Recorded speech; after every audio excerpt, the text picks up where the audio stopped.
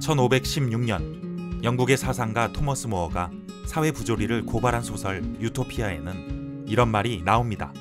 국가가 모든 사람에게 최소한의 삶을 누릴 수 있도록 조건 없이 식량을 제공해야 한다.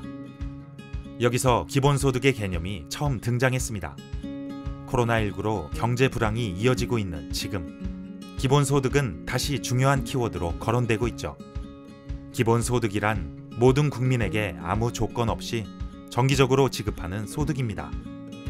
기본소득제 도입에 대한 논의가 잦아지며 찬반 의견이 팽팽하게 맞서고 있습니다.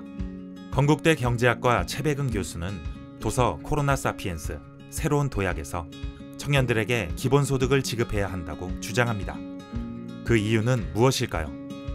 현재 전 세계는 제조업의 몰락으로 산업구조가 전면 재편되는 변화 속에서 21세기를 맞이했습니다.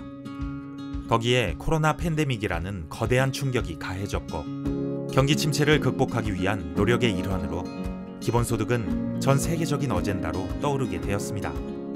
빌 게이츠, 마크 저커버그, 일론 머스크 같은 기업가들과 세계적인 석학들은 부의 재분배와 저성장의 대응책으로 기본소득이 반드시 필요하다고 주장하죠. 지금 이 시기 우리나라에 기본소득이 필요한 이유는 무엇일까요? 20세기를 상징하는 산업은 제조업입니다. 제조업은 2000년대 중반 눈에 띄는 감소세를 보이다가 결국 몰락하며 일자리가 대폭 줄어들게 됩니다. 그 자리를 대체한 것이 플랫폼 산업입니다. 아마존과 애플, 페이스북, 넷플릭스처럼 사람 간 연결을 통해 가치를 만들어내는 사업을 말하죠. 사용자들이 플랫폼 서비스를 이용하면 데이터가 쌓이는데 이렇게 쌓인 빅데이터를 활용해 솔루션을 만들면 그 과정에서 돈을 벌고 일자리가 생기고 경제가 돌아갑니다. 결국 일자리를 늘리려면 플랫폼 산업이 활성화되어야 한다는 말입니다. 그런데 대한민국은 20년 넘게 제조업 기반의 경제 생태계가 활력을 잃어가는 가운데 디지털 기반 생태계로의 전환을 만들어내지 못하고 있습니다. 디지털 경제 생태계 구축은 디지털, 모바일, 인공지능 기술 등에 익숙한 MZ세대, 즉 청년들이 주축이 될 수밖에 없습니다. 결국 한국 플랫폼 산업의 성장과 혁신은 청년 세대의 창의적 역량에 달려있다는 말입니다. 문제는 한국의 청년들이 먹고 사는 문제를 해결하느라 창의적 역량을 발휘할 기회를 얻지 못하고 있다는 것입니다. 취업을 하기 전에 보통 아르바이트 두세 개는 해야 하고 월세도 내야 하고 등록금 대출도 갚아야 하고 각종 스펙 쌓기를 위한 비용도 만만치 않습니다. 이런 청년들에게 최소 생계비의 일정 부분을 국가가 부담하는 정책으로서 기본소득의 도입이 시급합니다. 디지털 경제에서 필요로 하는 창의적 아이디어는 자신이 좋아하고 몰입할 수 있는 여가와 놀이, 즉 자유시간에서 나옵니다.